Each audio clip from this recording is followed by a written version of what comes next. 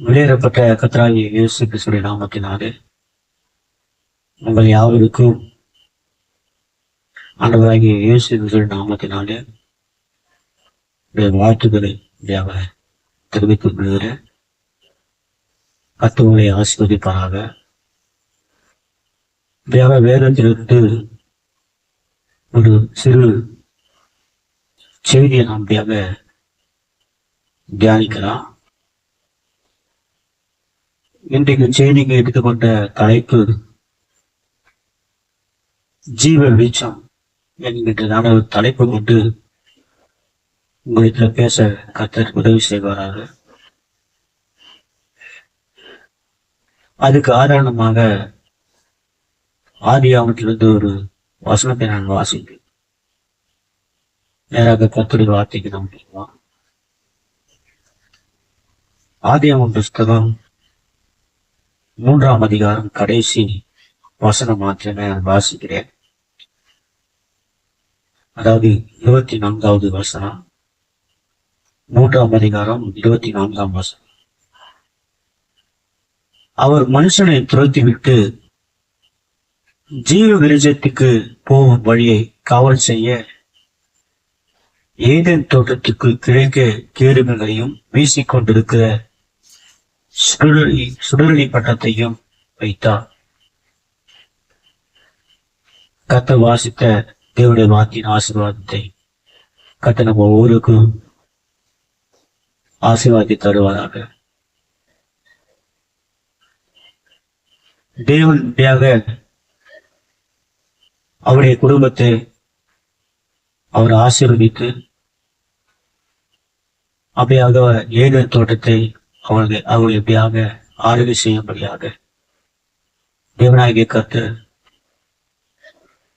அவருடைய சாயலாக சிருஷ்டிக்கப்பட்ட அவருடைய குமாரனையும் அவருடைய விழா எலும்புடன் எடுக்கப்பட்ட சதையினாலும் எலும்புடன் எடுக்கப்பட்ட அவருடைய மனைவி அவரை மனுஷியாக செய்து அவருடைய புருஷர்களை கொண்டு வந்து கொடுத்து ஒரு திருமணத்தை, அருமையான ஒரு திருமணத்தை செய்து வைத்தார். அதற்கு பிறகு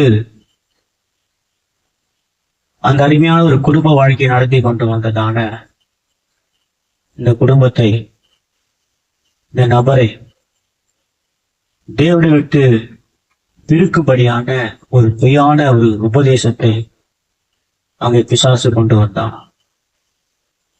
அந்த பொய்யான உபதேசத்தை அவர்கள் ஏற்றுக்கொண்டதினாலே அந்த ஏதேன் தோட்டத்தை விட்டு அவர்கள் துரத்தப்பட்டார்கள். ஏதேன் தோட்டத்தை விட்டு அவர்கள் துரத்தப்படும் போது அந்த இரக்கத்தில் ஐஸ்வர்யம் உள்ள தேவன் அவளுக்கென்று ஒரு செம்மறி ஆடை அடிக்கப்பட்டு அந்த ஆட்டுடைய தோள்களை வசிரமாக உடுத்தி அவர்கள் அந்த ஆட்டோட ரத்தத்தோடு கூட ஒழுகின அந்த ரத்தத்தோடு கூட ஏதேன் தோட்டத்தை விட்டு அவங்க வெளியே துரத்தப்பட்டார்கள். அதற்கு பிறகு அந்த ஏதேன் நாம் வாசித்த அந்த வசனத்தின் பிரகாரமாக அந்த ஏதேனுக்குள்ளாக எந்த ஒரு மனுஷனும் உள்ளே போய் ஜீவ விருட்ச அந்த கனியை புசிக்காதபடிக்கு அங்கே கேள்விகளையும் வீசிக்கொண்டிருக்கிற சுழலி பட்டத்தையும் அங்கே காவல் வைத்தான். இனி எந்த ஒரு மனுஷனும் அந்த ஏதேனுக்குள்ளாக அங்கே சென்று அந்த ஜீவ கனியை, ஜீவ விருட்சத்துடைய கனியை அவன் புசிக்காதபடிக்கு முழுவதுமாக அதை சீல் பண்ணார், முத்திரை போட்டார். அதற்கு பிறகு சாத்தானின் ஏதனாக மாறி போனது. எனக்கு அருமையான சகோதரனே, சகோதரிய, நாம் வாழ்ந்து கொண்டிருக்கிறதான இந்த உலகம் ஒரு சாத்தானின் ஏதேன். இது ஒரு சாத்தானின் ஏதேனாக மாறி போனது.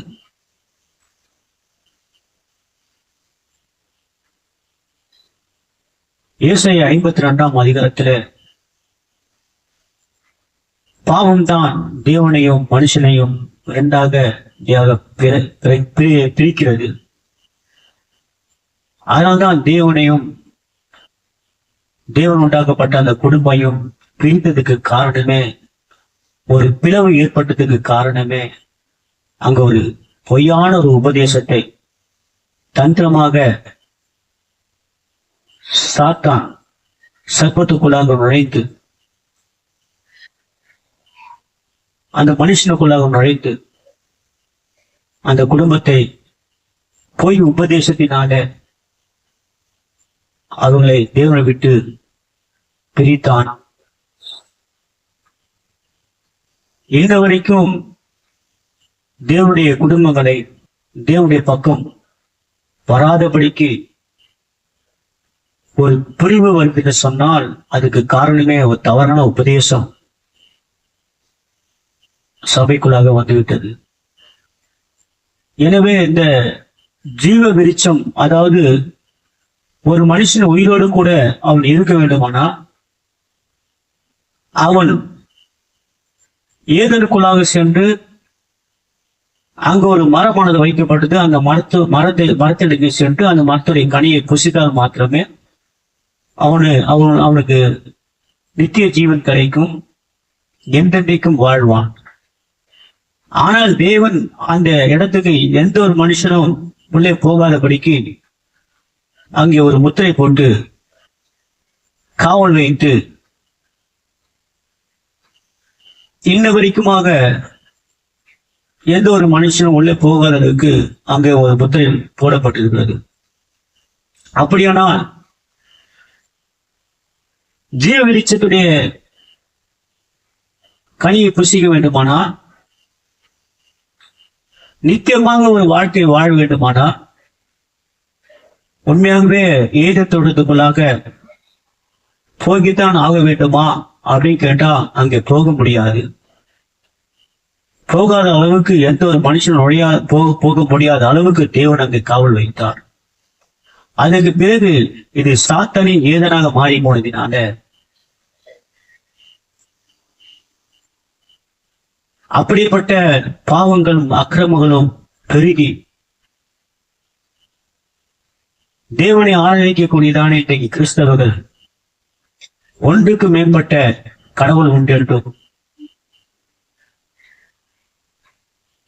இப்படியாக போய்கொண்டிருக்கிறதான இந்த தவறான உபதேசங்களுக்கு மத்தியில ஜீவ விருட்சம், அதாவது நித்தியமாக வாழக்கூடியதான நித்திய ஜீவனை சுதந்திரிக்கக்கூடியதான அந்த மக்கள் அந்த ஏதனுக்குள்ளாக போக முடியாததினால அந்த மகத்தான தேவன் ஒரு வழியை உண்டு பண்ணார். அது என்ன வழி என்று சொன்னால்,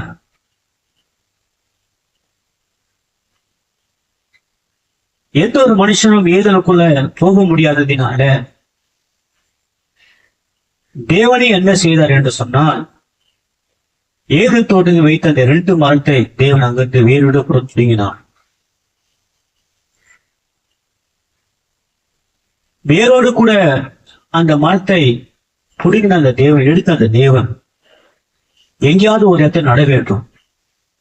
எப்படி ஏதன் தோட்டத்தில ஒரு நன்மை தீமை அறிவிக்கத்தக்க ஒரு விருட்சமும் ஒரு ஜீவ விருட்சமும் எப்படி ஏதன் தோட்டத்தில் இருந்ததோ, அதே போல இந்த சாத்தானின் ஏதன் மாறிவிட்டதினாலே இந்த சாத்தானின் ஏதனுக்குள்ளாக தேவன் அவருடைய மக்களுக்காக நித்திய காலமாக வாழக்கூடிய அந்த மக்களுக்காக தேவன் மறுபடியும் என்ன செய்தார் என்றால், அந்த ஜீவ விருட்சத்துடைய அந்த மரத்தை வேரோடு கூட பிடுங்கினார். நன்மை தீமையை அறித்தக்க விருட்சமும் தேவன் வேரோடு பிடுங்கி 2 இடத்துல அவர் நட்டார். அது ஒரு இடம் மத்தேயு சுவிசேஷம் 28ஆம் அதிகாரத்துல கடைசி 2 வசனங்கள். நான் அதை வாசித்து காட்டுகிறேன். கர்த்தர் உங்களை ஆசீர்வதிப்பாராக. தயவு செய்து நீங்கள் கூர்ந்து கவனிங்கள். உங்களுக்கு ஏதேனும் சந்தேகம் இருக்குமானால் நீங்கள் போன் செய்தபடியாக நீங்கள் கேட்கலாம். அதுக்கு கர்த்தருடைய நாமத்தினாலே உங்களுக்கு பதில் சொல்ல நான் கடமைப்பட்டிருக்கிறேன். மத்தேயு 28ஆம் அதிகாரத்துல கடைசி 2 வசனங்களை நான் வாசிக்கிறேன். ஆகையால் நீங்கள் புறப்பட்டு போய் சகல ஜாதிகளும் சீஷராக்கி பிதா குமாரன் பரிசுத்த ஆவி நாமத்தினாலே அவருக்கு ஞானஸ்நானம் கொடுத்து நான் உங்களுக்கு கட்டளை யாவையும் கை கொள்ளும்படி அவருக்கு உபதேசம் பண்ணுங்கள். இதோ உலகத்தின் முடிவு பாரினோம் நான் உங்களோடு கூட இருக்கிறேன் என்றார். ஆமென். இந்த வசனமானது நன்மையும் தீமையும் அறிவித்தர விருட்சத்தின் கனியை மரத்தைக்கு வைத்தார். ஜீவ விருட்சத்தை அப்போஸ்தலர் 2ஆம் அதிகாரம் 37-38 நான் உங்களை வாசித்து காட்டுகிறேன்.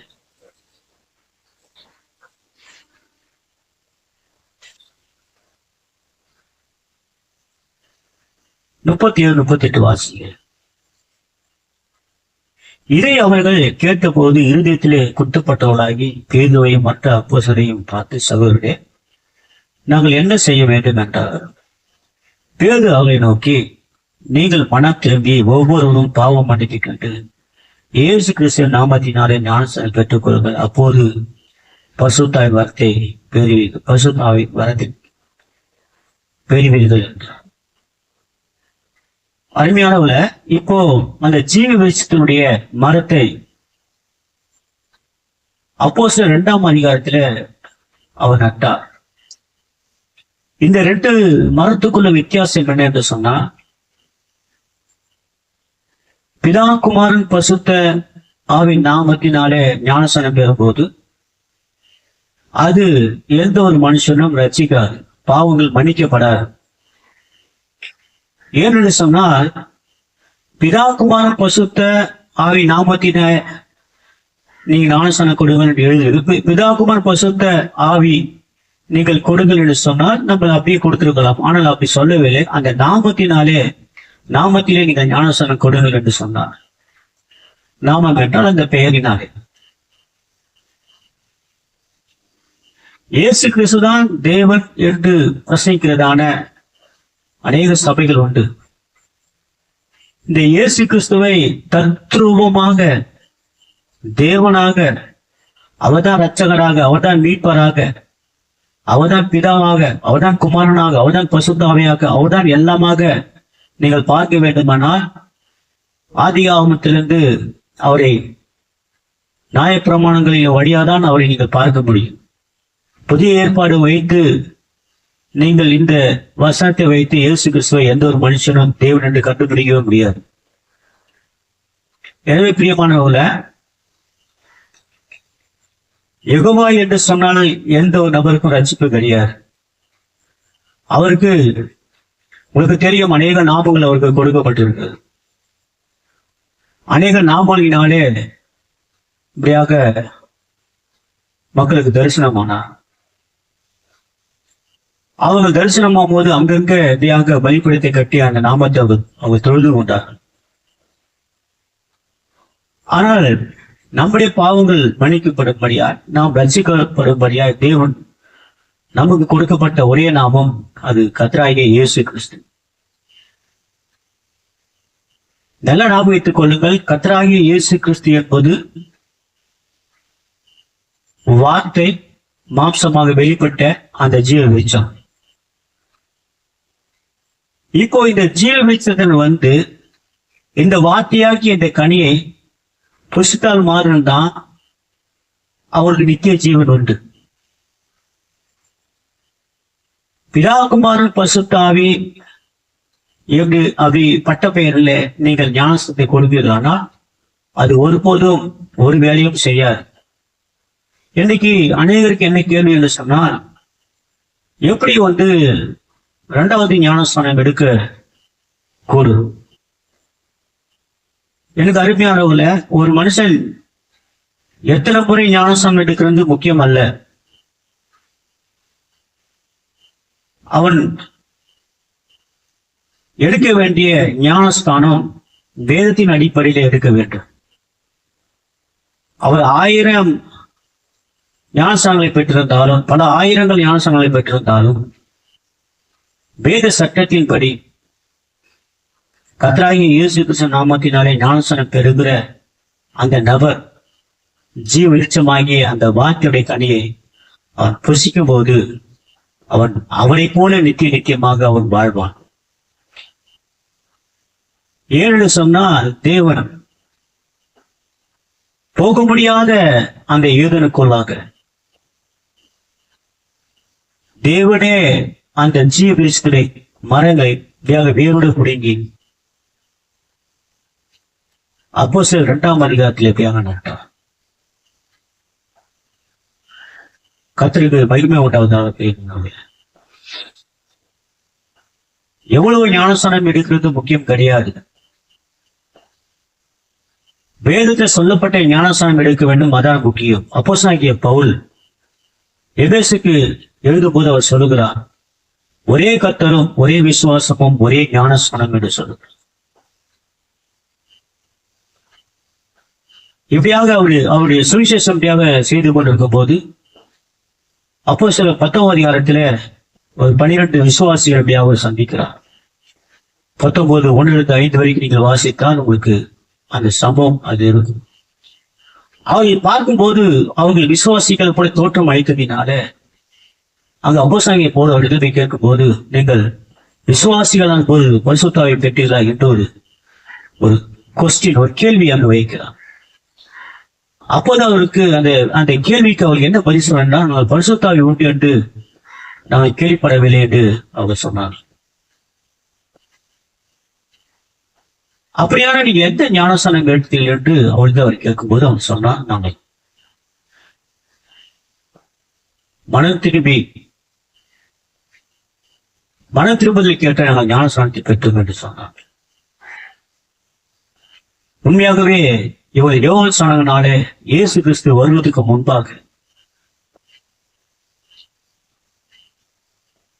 யோவான் ஸ்நானத்தினாலே அவர்கள் ஞானஸ்நானத்தை பெற்றார்.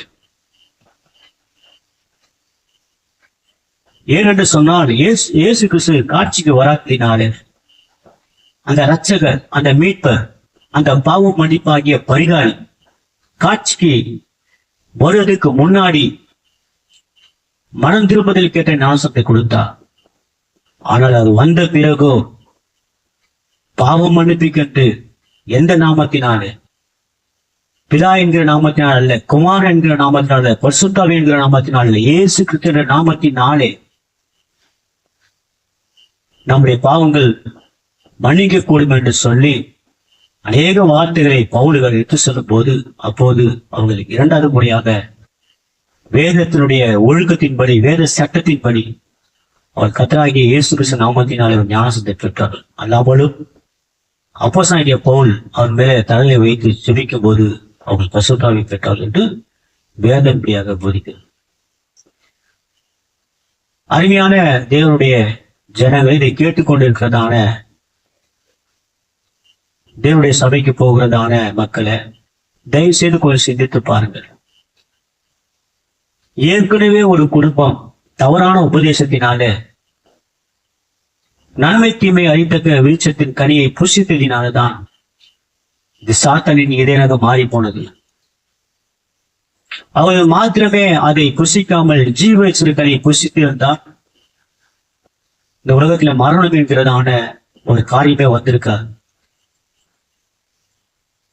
இது சாத்தானின் ஏதனாக மாறி போனதினால பிசாசு எல்லாரையும் நம்ம சாகடித்து எல்லாரையுமே பாதாளத்துக்கு கொண்டு போகலாம் என்று சொல்லி அப்படியாக அவர் நினைத்துக் கொண்டிருக்கும் போது, கிருபை ஐஸ்வர்யம் உள்ள தேவன் ஏதனுக்குள் இருந்ததான அந்த ஜீவ வெளிச்சத்தினுடைய கனியை அப்படியாக அப்போஸ்தலர் 2ஆம் அதிகாரத்தில் அவர் நட்டார். கிட்டத்தட்ட 3000 பேர் அந்த நாமத்தினாலே, இயேசு கிறிஸ்து நாமத்தினாலே இப்படியாக ஞானஸ்நானம் பெற்றார்கள். இதுதான் வாக்குத்தத்தம். இந்த வாக்குத்தத்தம் யாருக்கு சொன்னால் உங்களுக்கும் உங்கள் பிள்ளைகளுக்கும் தூரத்தில் உள்ள யாவருக்கும் என்று இங்க அப்போஸ்தலர் 2:33 எழுதப்பட்டிருக்கிறது. தூரத்தில் உள்ளவர்கள் என்று சொன்னால் புறஜாதியாக நம்மளை குறித்து சொல்லுகிறார். அப்போஸ்தலர்களும் அப்போஸ்தலருடைய பிள்ளைகளும் இஸ்ரவேலுடைய பிள்ளைகளும், அது மாத்திரமல்ல தூரத்தில் உள்ள யாவருக்கும் என்று அப்போஸ்தலனாகிய பவுல் அவர் சொல்லுகிறார். தூரத்தில் உள்ள யாவருக்கும். எனக்கு அன்பான தேவனுடைய ஜனமே, கர்த்தராகிய இயேசு கிறிஸ்து என்கிற நாமத்தினாலே ஞானஸ்நானம் எடுத்தால் மட்டும் பாவங்கள் மன்னிக்கப்படும். இயேசு கிறிஸ்து எப்படி மரித்து உயிர்த்திருந்தாரோ அவ்விதமாக நீங்களும் இந்த பாவ சரீரத்தில் மரித்து நீங்களும் உயிர்த்தெழுவீர்கள். பிதாகுமாரன் பரிசுத்த ஆவிங்கிறதான அந்த ஞானஸ்நானம் செல்லுபடியாகாது. பிதா என்றால் அப்பா என்ற அர்த்தம், குமாரன் என்றால் மகன் என்ற அர்த்தம், ஆவி. அவனும் தொகைக்கு பிதாவுமா இருக்கிறான், கேட்டின் மகனா இருக்கிறான், அவனும் ஆவியா இருக்கிறான். இவரும் பிதாவுடைய தன்மையில அவர் எல்லாருக்கும் மேல இருந்தான். குமாரன் என்ற தன்மையில எல்லாரும் கூட இருந்தான். பரிசுத்தாவி என்ற தன்மையில கிறிஸ்துவாக நமக்காக அவர் அடிக்கப்பட்டார். எனவே அருமையான தேவனுடைய ஜனமே, இப்போதே நீங்கள் இந்த வார்த்தைக்கு செவி கொடுத்து கர்த்தராகிய இயேசு கிறிஸ்து நாமத்தினாலே ஞானஸ்நானம் எடுக்க உங்களுக்கு விருப்பம் இருக்குமானால், அந்த நித்திய வாழ்வு வாழ வேண்டுமானால், அந்த நித்திய ஜீவனை சுதந்திரிக்க வேண்டுமானால், நீங்கள் கர்த்தராகிய இயேசு கிறிஸ்து என்ற நாமத்தினாலே ஞானஸ்நானத்தை பெற்றுக் கொள்ளுங்கள். இது ஒரு சபையினுடைய உபதேசம் அல்ல, இது தேவனுடைய சட்டம், தேவனுடைய வார்த்தை. தேவனுடைய வார்த்தைக்கு நீங்கள் செவி கொடுத்து கர்த்தராகிய இயேசு கிறிஸ்து நாமத்தினால் ஞானஸ்நானத்தை பெற்றுக் கொள்ளுங்கள். அப்போதுதான் நீங்கள் பரிசுத்த ஆவியை பெற முடியும். கர்த்தர் உங்களை யாவரையும் ஆசீர்வதிப்பாராக. God bless you. மறுபடியுமாக இன்னொரு செய்தி மூலமாக நாம் சந்திக்கலாம். அதுவரையும் மாறாத தேவன் நம்மளை வழிநடத்தும்படியாக நாம் தலையை தாழ்த்தி ஜெபிப்போம். இரக்கத்தில் ஐஸ்வர்யம் உள்ள தேவனே, இதை கேட்ட அருமையான சகோதர சகோதரிகள் யாரா இருந்தாலும் இந்த வார்த்தையை அவை தொட்டு ஆண்டவரே அவள் மனம் திரும்பி அவள் பாவம் மன்னிப்புக்கென்று கர்த்தராகிய இயேசு கிறிஸ்து நாமத்தினாலே ஞானஸ்நானம் பெற்றுக்கொள்ள உதவி செய்யும். இந்த வார்த்தை அவளுக்கு கிரியை செய்யட்டும். உதவி செய்யும் ஆண்டவரே, பாதுகாத்துக்கணும். இயேசுவின் நாமத்தில் ஜெபிக்கிறோம் நல்ல தகப்பனே, ஆமென். கர்த்தர் உங்களை ஆசீர்வதிப்பாராக. God bless you.